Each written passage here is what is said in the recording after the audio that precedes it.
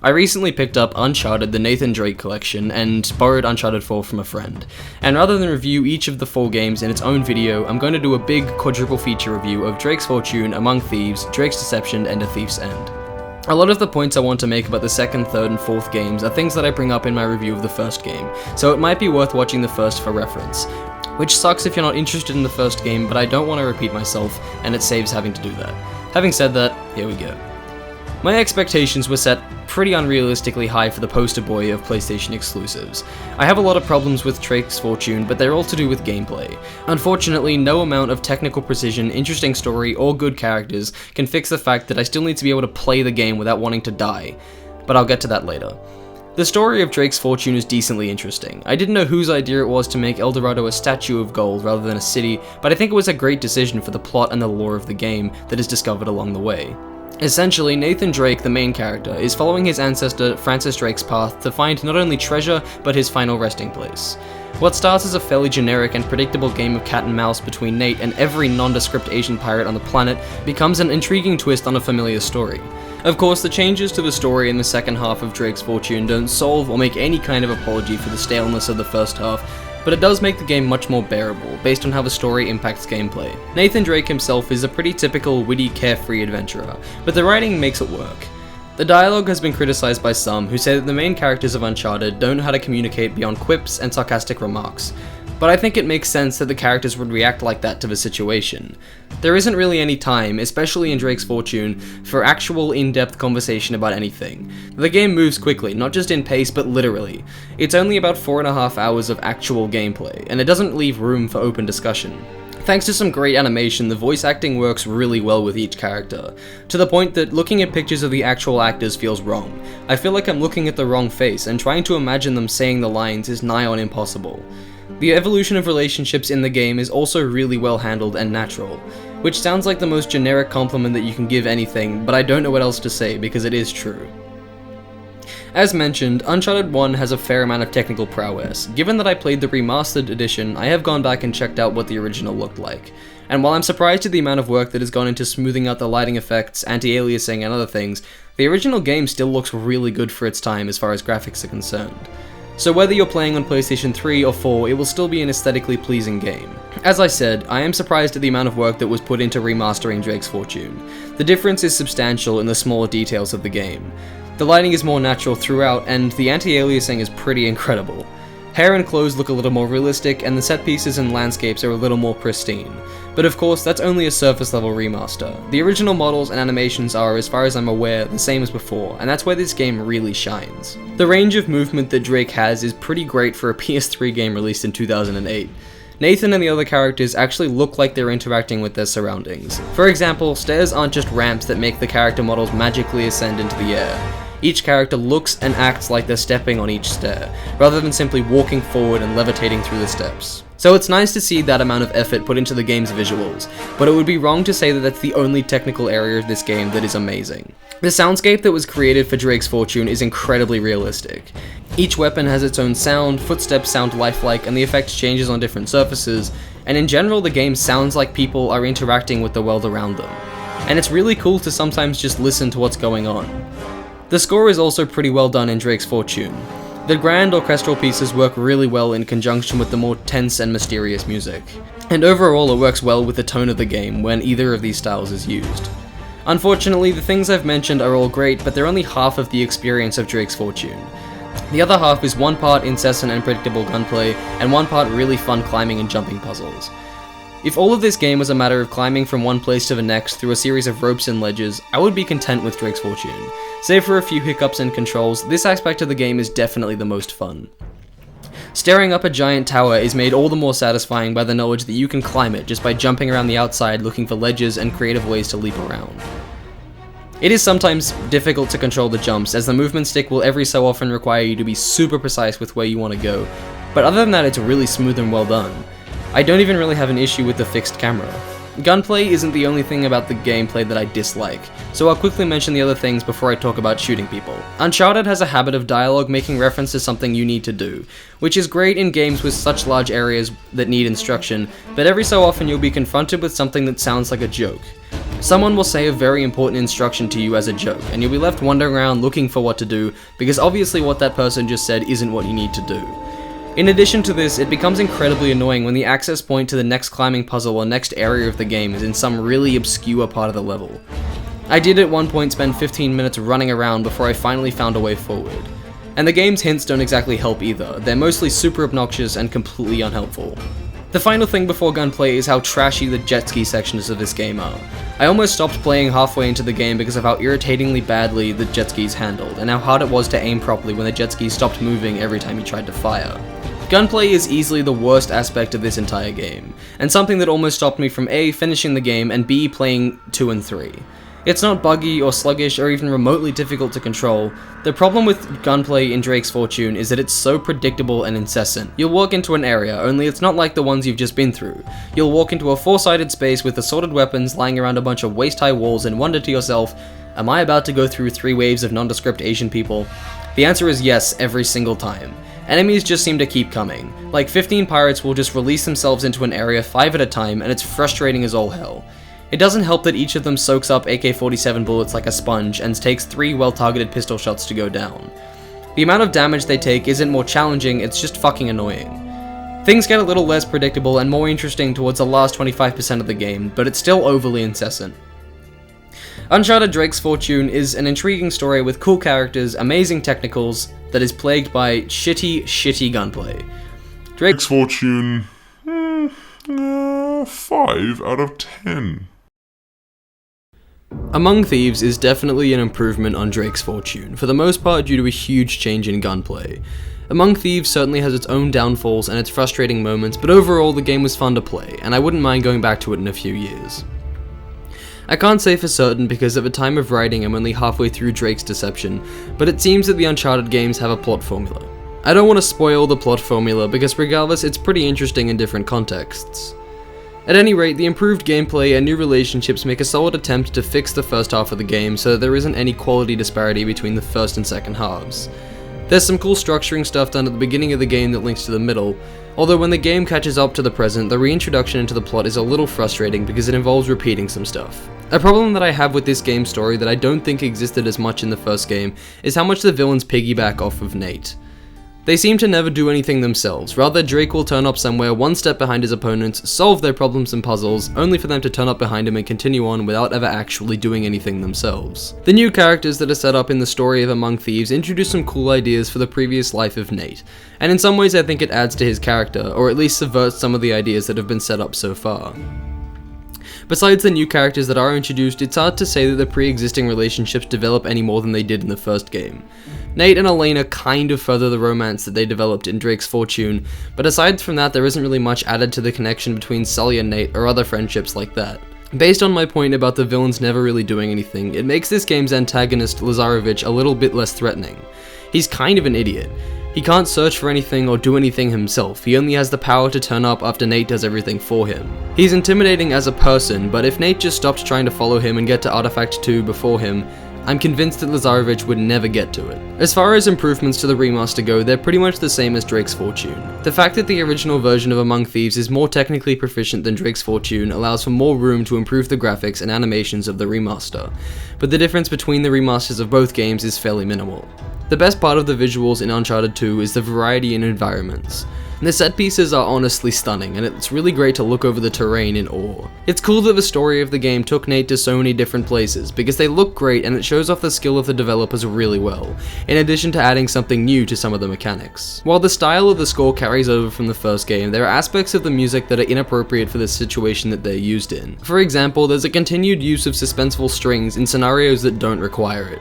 I'd be climbing a mountain and checking out the view, but then the strings would begin. I'd start checking my surroundings and trying to do things as fast as possible because I felt like there was constantly something around the corner trying to kill me. And because of this, there's a lot of tension where it's not needed for much of the game, and as a result the music loses some of its punch and its impact. The biggest improvement over the first game is the gunplay. It's still not the star of the gameplay, but it has its place in the game, and it's not the drag that it was while playing through Drake's Fortune. The difference in Among Thieves is how much less predictable the combat is. The basic mechanic of cover-based shootouts sticks around, but the obstacles that you can hide behind are much less obvious and more creative in a way that freshens up the game. There's also a bunch of new enemy types, and the way they attack is much less systematic than Drake's Fortune. The jumping and climbing aspect of the game doesn't have any massive improvements, but there wasn't a lot to be improved on from Drake's Fortune. The mechanic is still the most fun aspect of Among Thieves, and it's cool in the new context of Among Thieves set pieces, as I said before. And although some people weren't fans of this, I personally enjoyed the incorporation of climbing puzzles into combat. I found it to be a really refreshing use of an already pretty fun mechanic. Unfortunately, something that does carry over from the first game that doesn't seem to have any improvement is really finicky puzzle mechanics. Most, if not all, of the puzzles are incredibly frustrating. Nate's journal opens to where you last opened it, which would have been fine if I'd known about it before the very last puzzle of the game. Progressing through the puzzles isn't as simple as it should be either. The game gives very little instruction of what to do, with almost no indication of what can and cannot be climbed. It does give you hints if you wander around aimlessly for 5 minutes doing literally nothing, but this is probably the most frustrating aspect of the whole thing, and here's why. I'd be doing a puzzle and I will look around and see that I need to get upstairs, and after the aforementioned wandering I'd get a hint, and it would tell me to go upstairs. Despite at least 45 minutes of my roughly 8-hour playthrough being me wandering around doing shit all, the vast majority of Uncharted 2 is an improvement over the predecessor, And Among Thieves? 8 out of 10. The final game in Uncharted the Nathan Drake collection is my least favourite. I understand that a lot of people like it more than the first game, but it's mostly agreed that it doesn't quite live up to Among Thieves. I'm slightly different. I think that all the problems I had with Drake's Fortune make a slightly less distracting appearance in this game, but there's no story to save them this time. I spoke about an Uncharted formula in the previous review, a plot formula that dictated the games. I wasn't sure if it would be the same in Drake's Deception, but unfortunately it is. The ending of this game is exactly the same as Uncharted 2, but if there wasn't a boss battle. Worse than this, what seems to happen in Drake's Deception is that the game tries to distract from the stale and overused plot formula by throwing completely unnecessary side segments into the game. There's a point at which this kind of thing becomes annoying. I generally don't have an issue with using a similar plot to something that came before, but when it's in the same series and it doesn't have anything extra to offer, that's when it becomes stale. In Uncharted 2, I didn't really have a problem with any of the similarities to the first game, because that game added a new environment, some new characters and relationships to the plot. While there certainly is a lot of new environments in Drake's Deception, I don't necessarily think this was a good decision. Drake's Fortune and Among Thieves focused on one location after a certain point in the game, whereas Drake's Deception jumps around from location to location and generally doesn't have the same fast pace as the first two games. Obviously the plot doesn't have a lot of breathing room, but it had enough to start me wondering why on earth I was in a shipyard in the Indian Ocean. Also, I'm even more convinced that if Drake just backed off and stopped trying to find the treasure before his opponents, there wouldn't be an issue. And the characters in Drake's Deception even mention this. There's a point at which Elena starts asking Drake why he wants to continue. She says that she already knows how to get to the city and the antagonist doesn't, so why keep going? Of course, Drake continues and basically leads his opponents straight to the city and the artifact without them having to do anything. Nate and the other characters don't really get a lot of extra depth in this game, besides the game finally recognizing Drake and Elena's relationship. I still like the characters, but the thing that really irritated me about this game was Drake and his inability to do anything right. People love to say that the best heroes are the ones that have to work for their goals, they don't just waltz in and win. So I guess in the interests of making Nathan Drake as likable and relatable as possible, Uncharted 3 just makes him completely unable to do anything without something going wrong. Just once, just one goddamn time, I want to jump on something and not have it break. I swear to God, it's impossible for Drake to climb on anything without it breaking at some point. Whether it's the roof collapsing or a pole breaking, there's a point at which this gimmick stops being tense and starts being really irritating and obstructive. It's one of the gameplay elements that would have made me stop playing if I didn't want to review the game. Drake's Deception is definitely the best looking of the PS3 trilogy, but it was released the most recently, so that's to be expected. Despite this, I was still surprised by the detail in many sections of the game. There are some truly photorealistic parts of Drake's Deception. Walking on sand is one of these moments. The wind picks sand up off the ground and creates a small thin cloud, but even better than this is the detail put into Drake's walking animations in this sequence. Every time Drake takes a step, it doesn't just make a footprint on the ground, it picks up a bit of sand and creates its own little cloud. So the graphical improvements over the second and first games are fairly noticeable, and it reiterates my point about the remaster doing a really good job of actually overhauling the graphics rather than just a HD remake. I also think the score for Drake's Deception is the best so far, and the same prowess in sound design carries over from the first two games. This is about where my praise for Uncharted 3 ends. The gameplay is just tired. The climbing puzzles that I used to love has been pretty much ruined by complex climbing that the controls couldn't adapt to, and the game's irritating habit of breaking something to force you backwards. The gunplay is also repetitive as hell. It's not as predictable as Drake's Fortune, but it's much more repetitive and it just doesn't seem to end. Enemies just never stop, and I won't forgive the game for having Drake mention it. Just because Nathan makes an on-the-nose comment from behind cover about how many enemies just keep coming, it doesn't make it okay to make their gunplay as repetitive as it is. I also ran into the same problem as the first game, where the harder enemies aren't more difficult for strategic reasons, they just have tons of health. It's not really hard to take them out, it just takes forever. Drake's regenerating health means you can stand in one place and fire bullets into someone until they finally collapse, and then just hide until your health is back. It creates a really annoying loop of firing and hiding, especially towards the end of the game. The puzzles in Uncharted 3 are even more annoying than those in the previous two games. Although at the very least this time there's a voice prompt when you open the right page of the journal. The annoying thing here is how goddamn finicky they are. It's much worse than the first two.